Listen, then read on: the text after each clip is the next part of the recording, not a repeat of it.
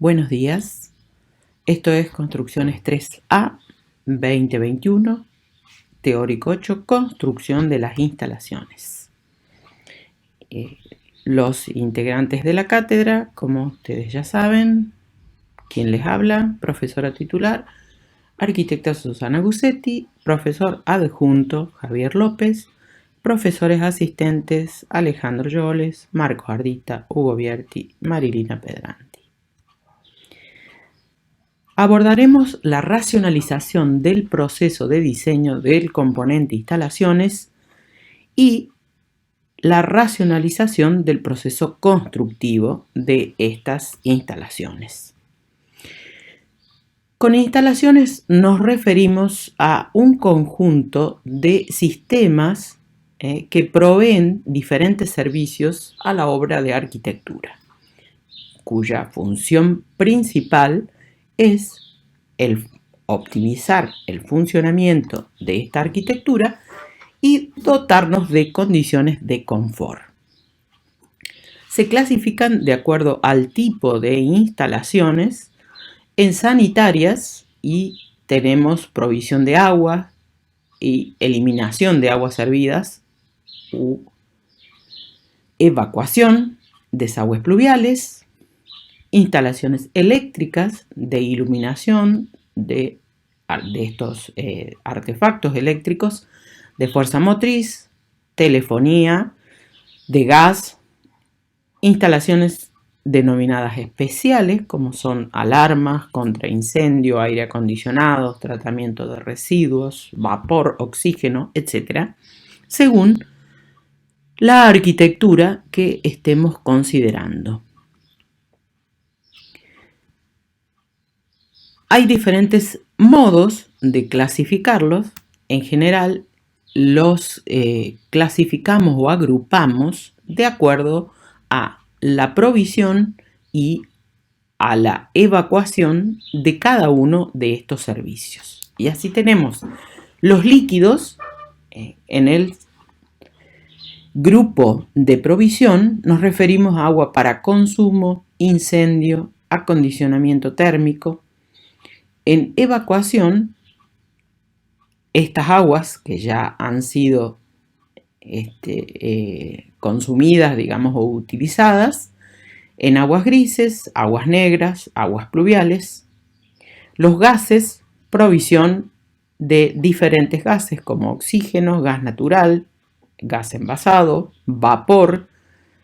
En evacuación de monóxido de carbono, de dióxido de carbono o anhídrido carbónico y otros vapores químicos. Todo esto a través de diferentes sistemas mecánicos y de conductos que son utilizados para el transporte y la distribución de aire en el sentido de alimentación o recirculación de aire acondicionado o evacuaciones de aire viciado. Diferentes sistemas de evacuación de acuerdo al uso de ese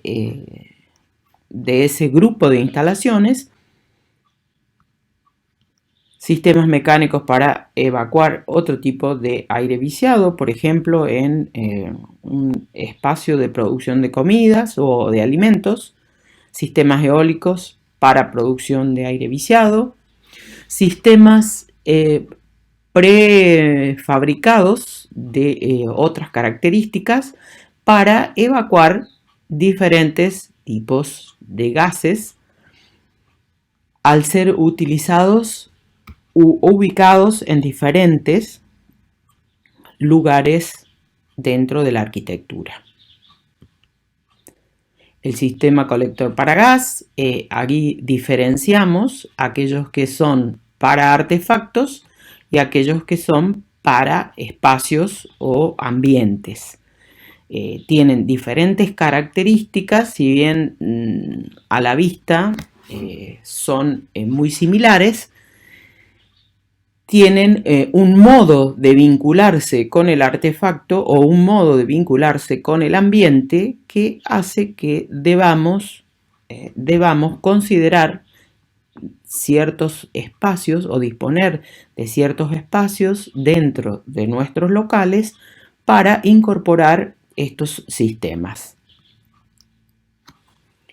En este otro tipo de sistema de ventilación, en este caso para asadores o parrillas que lógicamente están sistematizados en esto que es una marca, ¿no es cierto? Spiro es una marca que trabaja con la sistematización de estos elementos. Otro tipo de instalaciones, las instalaciones eléctricas, que a su vez se clasifican o reagrupan según la tensión de cada una, en alta tensión, en media y en baja.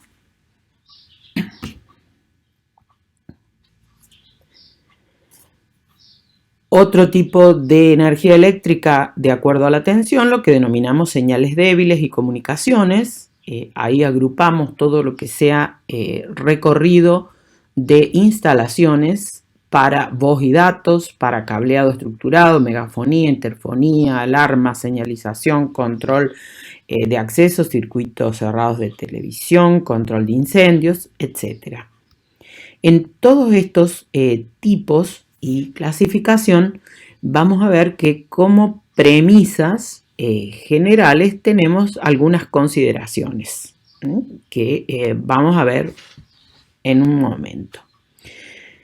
Electromecánica, en ese sentido, agrupamos instalaciones que tengan que ver con movimiento de ascensores, camilleros, montacargas, escaleras y rampas mecánicas, cintas transportadoras, grúas, compactadores de residuos, etc. Acá algunas imágenes de estas instalaciones, ascensores en general para personas con estos ascensores o dispositivos mecánicos para el traslado de personas en altura, dependiendo de las condiciones del tipo de funcionamiento del edificio, van a tener diferentes características. Camilleros, cintas transportadoras, escaleras mecánicas, etc. Es decir, todo lo que sea movimiento horizontal y vertical de personas. Sistemas electromecánicos también para transporte de otros usuarios, digamos, o otros equipos, como pueden ser automóviles, carga o mercaderías. Tenemos también en electromecánicos sistemas de puentes grúas para el transporte de diferentes equipos instalados en fábricas. Lo que vemos abajo es la planta de una fábrica de premoldeados de hormigón, y los puentes grúas en esas instalaciones tienen la función de desplazar los distintos elementos que se fabrican en esa planta, ¿no?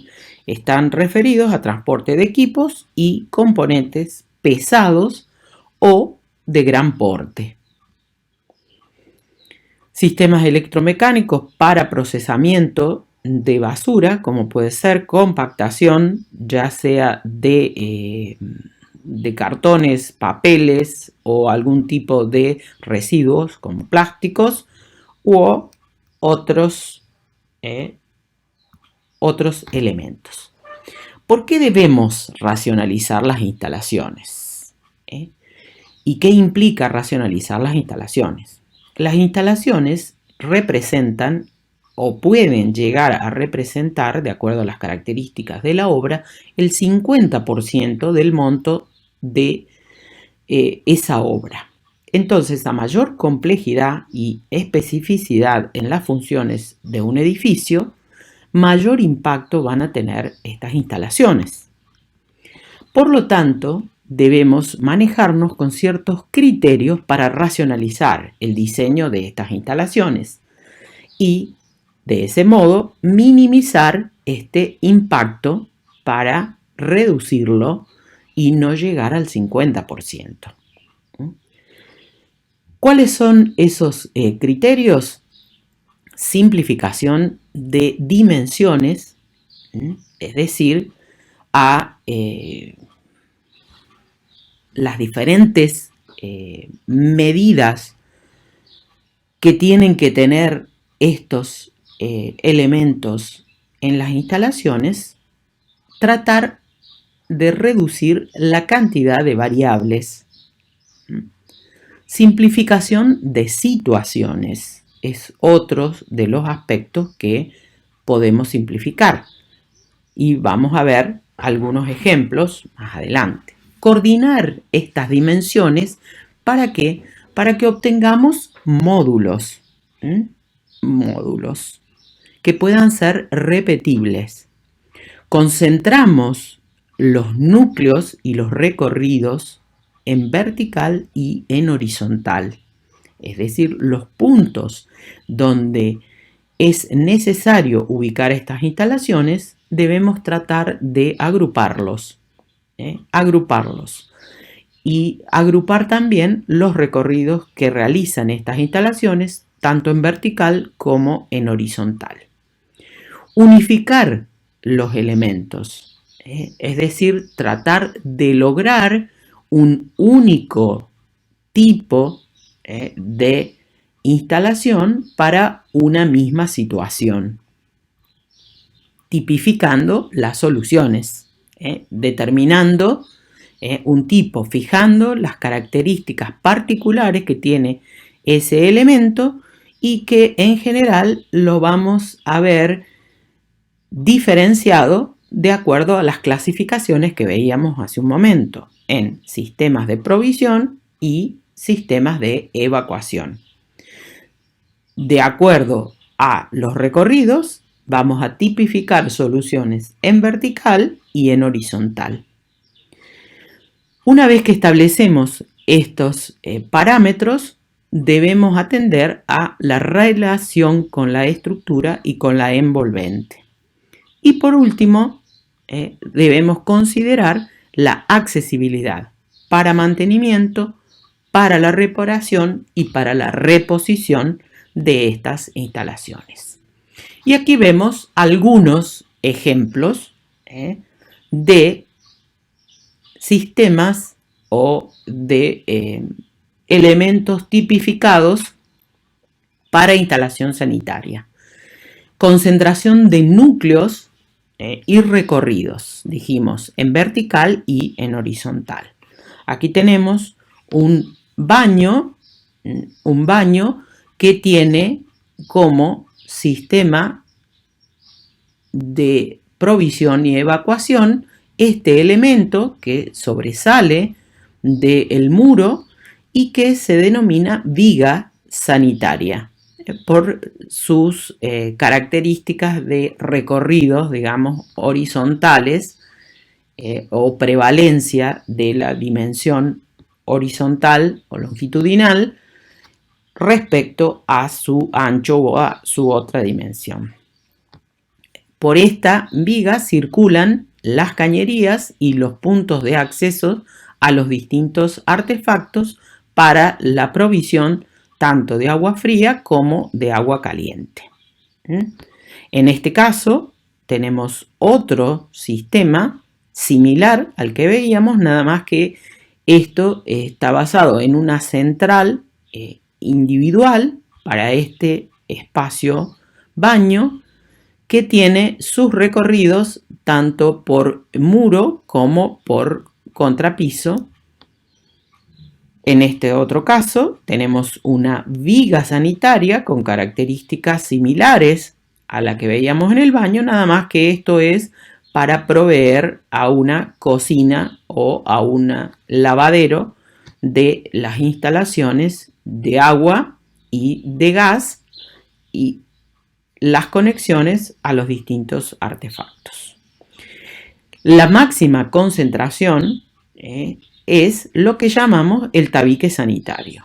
El tabique sanitario es un muro que se dispone para resolver la totalidad de las instalaciones que impactan en una vivienda, por ejemplo, o en un espacio de sanitarios en una oficina, en lo que podría ser un gimnasio, etc. De acuerdo al uso, va a ser la disponibilidad de diferentes recorridos y conexiones a los distintos artefactos. En este caso vemos, en este tabique sanitario, el almacenamiento de agua, el depósito de agua para un inodoro, las provisiones de cañerías tanto para cocina como para lavadero, la disposición de la red eléctrica, cañerías de provisión y distribución de energía eléctrica, y según sea el agrupamiento funcional que nosotros tenemos, vamos a disponer de este tabique que puede ser localizado en diferentes muros, siempre y cuando tengamos en cuenta la relación de este elemento sanitario con la estructura. En general, estos tabiques, que como les decía, es la máxima concentración de las instalaciones en un solo elemento constructivo, de ahí su nombre, que se llama tabique sanitario.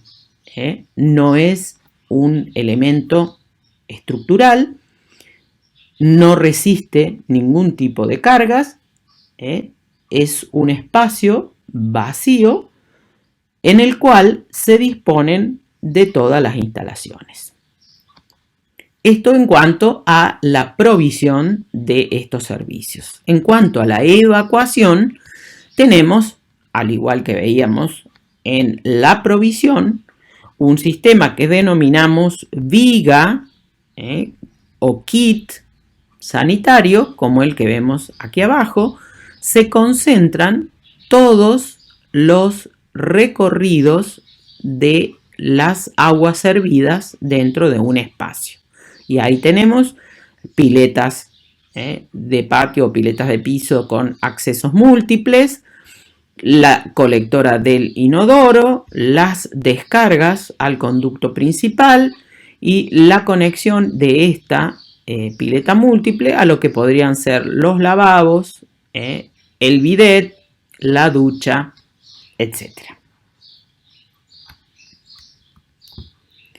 Otros tipos de instalaciones que veíamos recién, por ejemplo, energía eléctrica, bandejas portacables, conductos para aire acondicionado, y ahí vemos primero la coordinación con la estructura y con las otras instalaciones, como en este caso.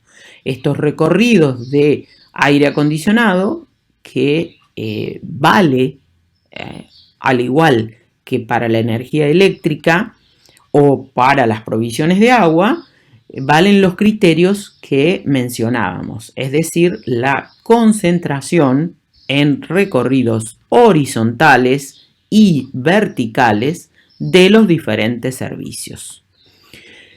La coordinación también con los otros componentes, es decir, con las estructuras y con las envolventes, y de este modo optimizamos estos recorridos en horizontal y en vertical para cumplir con este criterio de racionalización que debemos considerar en los mismos espacios.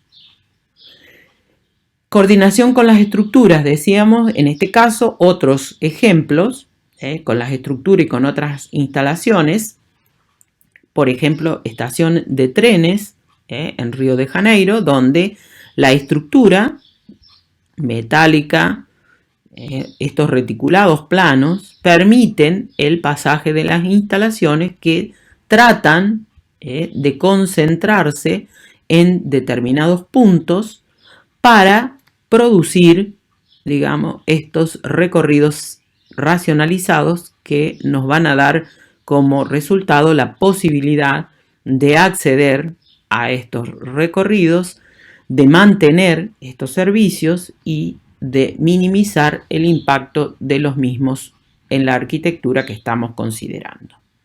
En este caso, el Empire State, en Nueva York, aquí tenemos las diferentes instalaciones que circulan en un determinado espacio, en este caso era un cielo raso, suspendido, que permite el pasaje de esas instalaciones y por lo tanto permite la concentración en horizontal en espacios destinados a la circulación de personas, como lo es también en este caso la estación de trenes en el Maracaná, que se concentran la circulación de personas coincidiendo con la circulación de las instalaciones. En general, ese es un criterio bastante aceptado porque se considera que de esa manera los impactos que producen sobre la arquitectura son menores. Coordinación entonces decimos con las estructuras, con otras instalaciones, optimización de recorridos, dijimos en horizontal y en vertical. Aquí tenemos en el interior, la estación de trenes, vemos estos recorridos de instalaciones coincidiendo con el recorrido de circulación de las personas y en este sector los operarios realizando el mantenimiento de alguna de esas instalaciones. En el interior del estadio tenemos pasarelas suspendidas para el mantenimiento de estas instalaciones. Aquí arriba se ven algunas de esas pasarelas, aquí bordeando todo el anillo de cobertura de techo que tiene colgado en esos puntos las instalaciones que hacen a la iluminación, al sonido, etc. En otro punto, la terminal de Metrobuses, los techos, tenemos los paradores de los buses, tenemos sobre el techo las bandejas para disposición de instalaciones eléctricas, disposición de instalaciones para incendio, provisión de otros servicios. Todo esto concentrado en horizontal en determinados recorridos y concentradas las bajadas o los recorridos verticales en otros puntos. Otros ejemplos de lo mismo, si ustedes van repasando las imágenes, pueden ver la diferente organización concentrando estos recorridos en diferentes puntos, recorridos horizontales y recorridos verticales. Sería el primer criterio o el criterio básico para simplificar estas instalaciones. La concentración de estos recorridos en vertical y en horizontal. Si vamos entonces repasando las diferentes arquitecturas y los diferentes usos, podemos comprobar que cuando hablamos de esta arquitectura que se resuelve con modos constructivos no convencionales, en todas las imágenes tenemos presente estos criterios. Otros ejemplos, aquí vemos la concentración en horizontal, en el techo de cobertura de estos espacios de deporte, las bandejas para distribución, para mantenimiento, para reposición, para reparación de estas instalaciones. En este caso, iluminación, decíamos sonido, conductos de aires acondicionado, como en este caso. Otros sistemas no convencionales tienen que ver con el diseño bioclimático. ¿Y a qué nos referimos con diseño bioclimático? Nos referimos a un método que utilizamos en la arquitectura cuyo fin persigue la obtención de edificios que logren un acondicionamiento ambiental mediante procesos naturales, utilizando el sol, las brisas, los vientos y las características propias de los materiales de construcción. Algunas de esas condiciones, como son también la orientación, entre otras variables que debemos considerar. Es decir, que aspiramos a que con un diseño que algunos llaman bioclimático y que otros podríamos decir es diseño de la arquitectura, considerando la implantación en el sitio, es decir, de una arquitectura que considere todas las variables, obtenemos o estamos haciendo un diseño bioclimático, es decir, haciendo que la arquitectura resuelva de la mejor manera todas las variables que debe considerar para optimizar el funcionamiento y dotar al usuario de condiciones de confort en los espacios que debe desarrollar sus actividades. Entonces, en este diseño bioclimático tenemos en cuenta una orientación adecuada según el hemisferio que se trate o según la localización de esa arquitectura. Debemos fijarnos o evaluar la disposición de locales respecto al sol, definición de materiales que tienen que ver también con la orientación y definición de estrategias a adoptar. Recuerden que las estrategias eran el qué debo hacer frente a un determinado problema. Para eso consideramos, lógicamente, de acuerdo a la latitud donde estemos, en este caso estamos en Córdoba, entonces verificamos el recorrido aparente del Sol en Córdoba, estamos en el hemisferio sur y tenemos en general tres situaciones características que tienen que ver con los solsticios de invierno y de verano y con los equinoccios de primavera y otoño. Y de acuerdo a estas condiciones que se establecen en las diferentes cartas solares, donde podemos determinar la altura del Sol, es decir, el ángulo formado en vertical entre un plano horizontal y el recorrido del Sol, en un determinado punto, y el azimut, es decir, el desplazamiento, ese ángulo horizontal que se genera entre la posición del Sol y el eje norte-sur, que es nuestro eje de referencia. Recuerden también que hay otras convenciones que utilizan otra referencia, entonces siempre debemos establecer cuál es la referencia que estamos tomando. Y así vemos que en función de esos recorridos podemos disponer las aberturas en nuestra arquitectura, podemos disponer de captadores de esa energía solar o colectores solares, de modo de aprovechar esas condicionantes que nos establece la ubicación de nuestro edificio en un determinado lugar.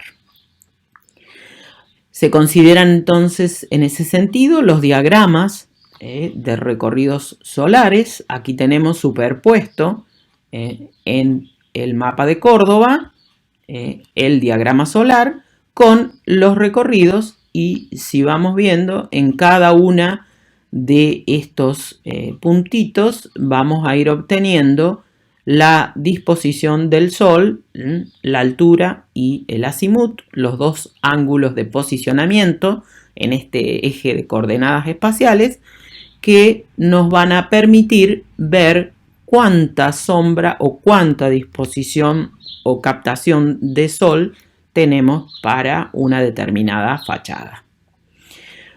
Otros estudios un poco más avanzados nos permiten ver cuál es el comportamiento térmico que tiene esa edificación. Aparecen también cartas solares donde estos diferentes colores nos van marcando la cantidad de energía recibida. La cantidad de energía recibida, y a medida que nos vamos acercando al rojo o al amarillo, la cantidad de energía es mayor.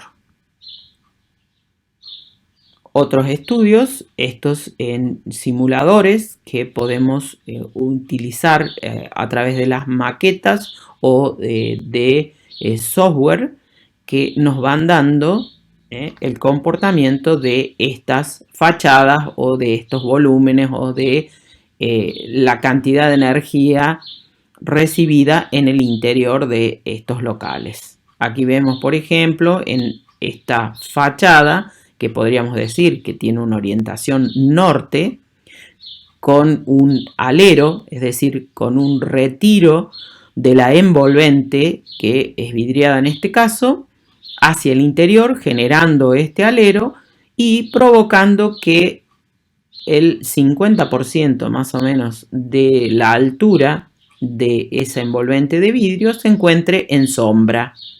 Entonces se minimiza la captación de energía de manera directa, es decir, evitando el efecto invernadero cuando no es deseado este efecto, solamente con retirar esa envolvente, o dicho de otra manera, generando una protección con una saliente o un alero, en este caso, que en esta planta se conforma como un balcón.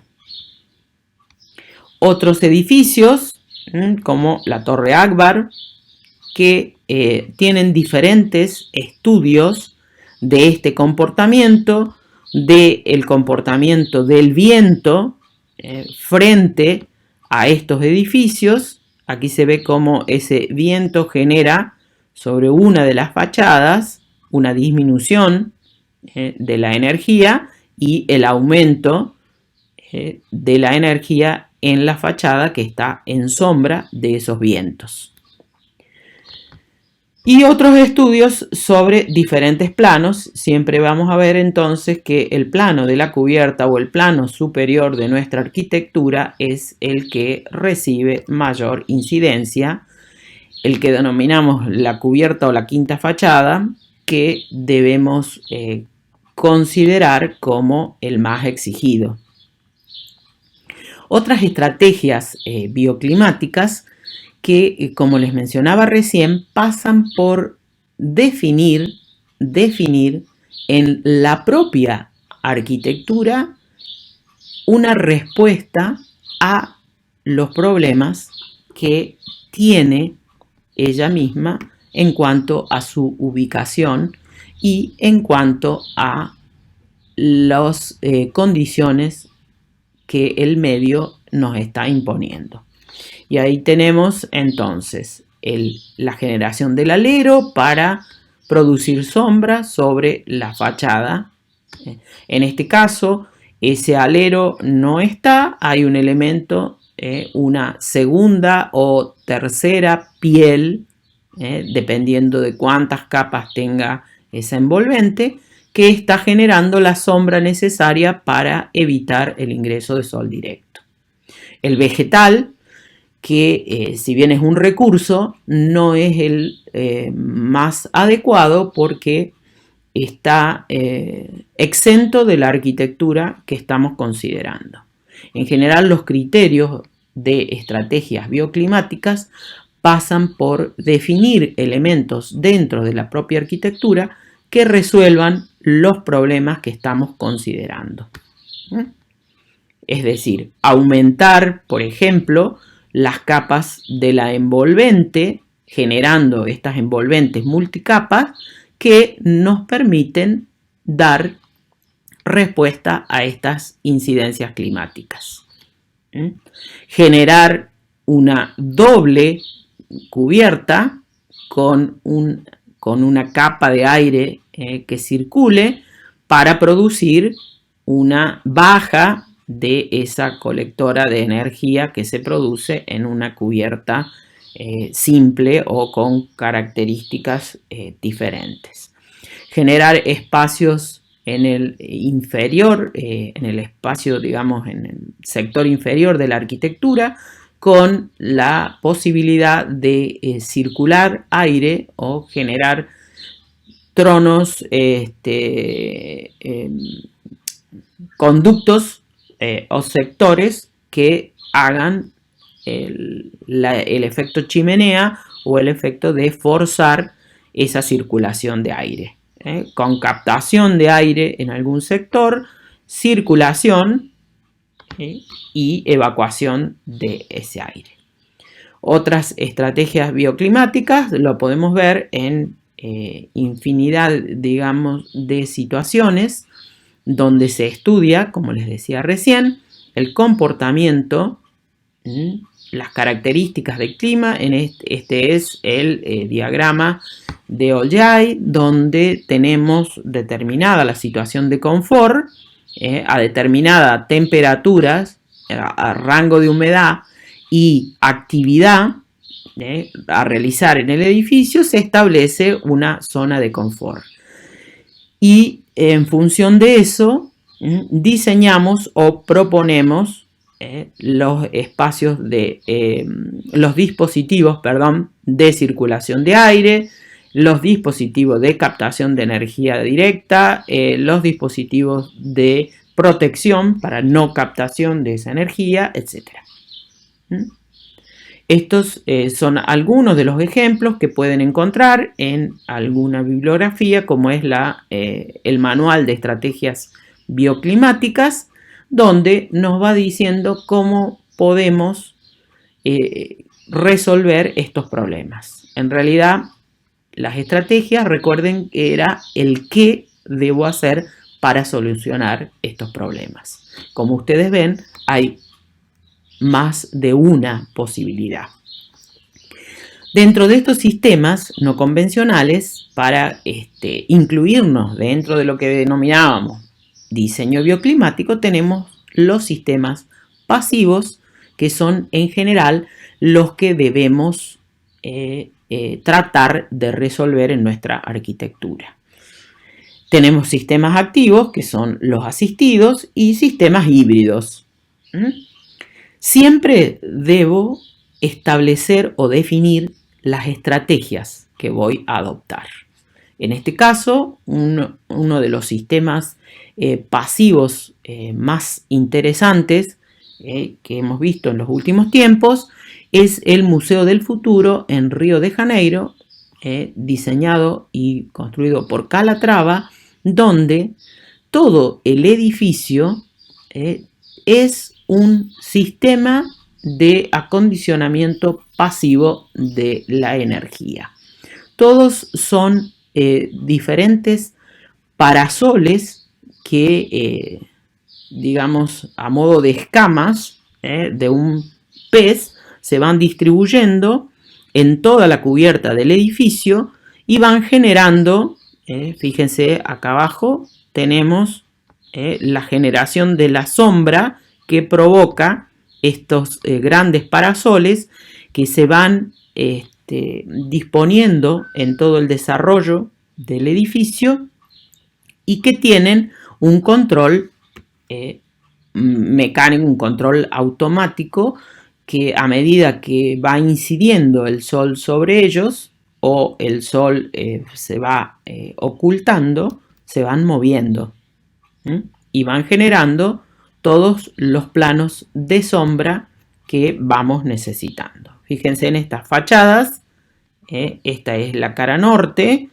estos parasoles que sobresalen a modo de alero y que generan la sombra sobre estos planos de vidrio. Otros sistemas no convencionales tenemos, por ejemplo, en la captación de aguas pluviales. La recuperación de estas aguas pluviales o aguas de lluvia consiste en filtrar el agua que captamos en una lluvia y que la captamos sobre una determinada superficie, en el techo o en la azotea, y una vez que la captamos debemos almacenarla en un depósito. ¿Para qué la podemos utilizar? Para riego, para lavar utensilios, para lavar ropa, depósito de inodoros y para la limpieza de pisos o de otros elementos. La recuperación del agua pluvial, entonces, es necesaria y requiere de algunas consideraciones. Tenemos los mismos criterios que mencionábamos antes, es decir, concentración en horizontal y en vertical. Concentramos la captación de agua sobre esta superficie en una determinada posición. Colocamos lo que son las canaletas o bandejas de recolección y luego concentramos en vertical. En este caso se adicionan determinados sistemas de filtrado de agua para poder almacenarla en un tanque y luego establecer, digamos, el reuso o la recuperación de esa agua para ser utilizada en los elementos que les mencionaba. Esto ya existe desde los romanos, en este caso el impluvium romano, donde juntaba o captaban el agua de lluvia en el techo y se almacenaba en una pileta. De esa pileta que podía tener la conexión hacia un pozo donde extraíamos el agua, que era desde esta pileta de captación pasaba a un tanque o cisterna que se ubicaba en un subsuelo. Otra captación de agua a cielo abierto, digamos, por estos canales o conductos colectores de agua en un jardín, y la pileta o el impluvium, y de ahí a la cisterna o el tanque de almacenamiento. Los mismos principios en sistemas más modernos, como les mencionaba recién. Captación de agua, canaleta, es decir, concentración en horizontal de esa captación, y concentración en vertical, filtrado y almacenamiento. Aquí se juntan en tanques o en dispositivos a cielo abierto que van captando la energía, van captando el efluente y se almacena para su posterior uso. Todas estas aguas que son reutilizadas no pueden ser utilizadas para consumo, pero sí, como dijimos recién, para ser empleada en diferentes artefactos. Aquí tenemos en un esquema la captación de ese efluente, la recolección en su canaleta, concentración horizontal, recolección en vertical, filtrado y ingreso al depósito o a la cisterna, que en su interior tendrá diferentes filtros y diferentes puntos para tomar esa agua recolectada para ser utilizada en estos diferentes artefactos. Estos son uno de los sistemas más factibles para ser utilizados en nuestra arquitectura. Aquí tenemos el ejemplo en sistemas tridimensionales. El almacenamiento en dos tanques elevados, una vez que se realizó la captación, el filtrado y el almacenamiento, luego mediante un sistema de bombeo, como si estuviéramos hablando en cualquier edificio, lo elevamos y lo disponemos en un tanque de reserva, en un tanque elevado, y de ahí se distribuye. Lo que está en verde para determinados artefactos, y lo que está en celeste no es agua que provenga de la lluvia, sino que es agua tratada, agua potable que es apta para consumo humano. Estos sistemas deberíamos pensar en la arquitectura que estamos diseñando, cómo los incorporamos, porque estos sistemas presentan diferentes ventajas. Una de ellas es el ahorro en el consumo del agua. El 80% del total de agua que demanda una vivienda está referida al impacto que genera el consumo de agua de la red en artefactos que no necesitan de esta agua y que pueden funcionar con aguas pluviales recicladas.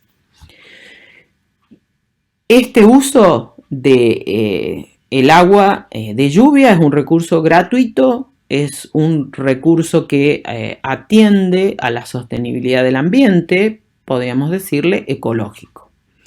Contribuye entonces a esta sostenibilidad, es decir, al mantenimiento en el tiempo de estas condiciones adecuadas del ambiente. Y nos permite disponer de agua, por ejemplo, para riego, en el periodo de sequía, donde el consumo del agua debe disminuir porque no hay disponibilidad de agua. Entonces, la reutilización de estas aguas servidas, porque ya, provienen de un uso anterior, o sea, hay que reutilizarlas, pues es posible para riego agrícola, para piscicultura, es decir, para establecer lagunas de cultivo de peces, para producir gas metano, un combustible, para producir abono, para generación de humedales y microsistemas orgánicos de drenaje, digamos, y de producción de algunos vegetales que contribuyen en el tratamiento de otras aguas. Disponemos entonces de agua en el periodo de sequía. Aquí ven un esquema que es parecido al que veíamos recién, donde tenemos la distribución, el uso de este efluente y el destino final de esas aguas tratadas en un tanque de almacenamiento para ser reutilizada para riego. En este caso, cuando hablamos de aguas grises y aguas negras. Cuando hablamos de aguas grises y aguas negras, los destinos finales de esas aguas no pueden ser reutilizadas en nada que sea uso de consumo, digamos, sino tenemos que tratarlas previamente a través de diferentes sistemas, como pueden ser el almacenamiento en un tanque séptico o una cámara séptica, un campo de oxidación donde se producen, donde se estabiliza el efluente, parte va a un pozo de absorción y parte puede ser a través de estos digestores, de estas cámaras, de estos lechos nitrificantes, puede ser reutilizado para la producción de esta vegetación que neutraliza los efluentes o que podemos utilizarla como riego para determinados cultivos. Acá hay una zanja depuradora muy simple, hecha en nuestro medio, que consiste en una cama de elementos filtrantes El efluente circula por un caño que tiene diferentes perforaciones y que van drenando y estabilizando el sistema para que en un punto final lleguemos a un sector de almacenamiento de ese efluente o a su vertido en un lago o en un río, es decir, en un curso de agua cuando está estabilizado. Acá tenemos un corte de alguno de estos biodigestores o cámaras, digamos, de tratamiento de los efluentes de manera natural. Hay múltiples opciones de realizar esta estabilización del efluente para su posterior vertido. Aquí tenemos, en este caso, aguas negras. Lo único que podemos hacer es colectarla mediante diferentes sistemas. Parte del efluente pasa a un tanque, en este caso el tanque de digestor de sólidos, que permite que pase cierta cantidad para que produzcamos la estabilidad de esos efluentes y generemos, en este caso, biogás u otros gases que se pueden utilizar para diferentes usos, como por ejemplo el biogás para una cocina, o sea, como energía o como abono, otra parte de ese tratamiento.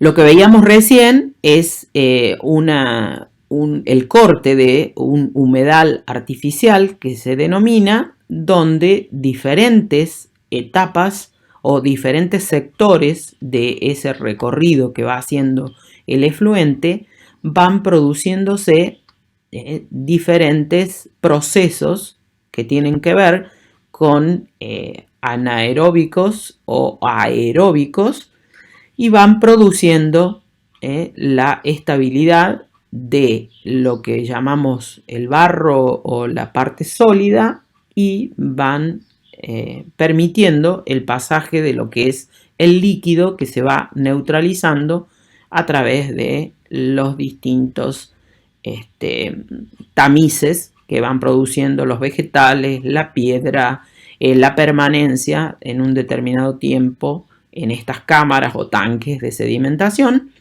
y como resultado final el poder recuperar algo de agua para el riego de vegetales, esa agua que ya está filtrada, digamos, y que ya está tratada. Otros sistemas no convencionales son las energías alternativas, la solar, por ejemplo, que está muy considerada en lo que llamamos la arquitectura bioclimática pasiva, la generación de energía fotovoltaica o las centrales eléctricas. Otro tipo de energías que no es tan común ubicar o pensar y diseñar como parte de nuestra arquitectura es la biomasa, la eólica, la mareomotriz, geotérmica, la de hidrógeno y la fusión nuclear y combinaciones de todas ellas.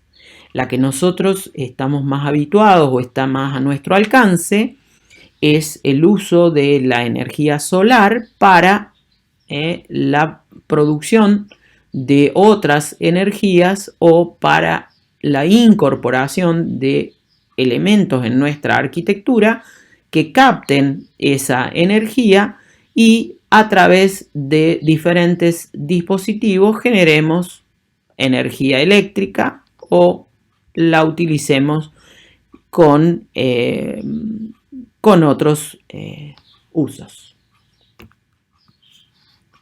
La energía eólica, captación a través de estos molinos de viento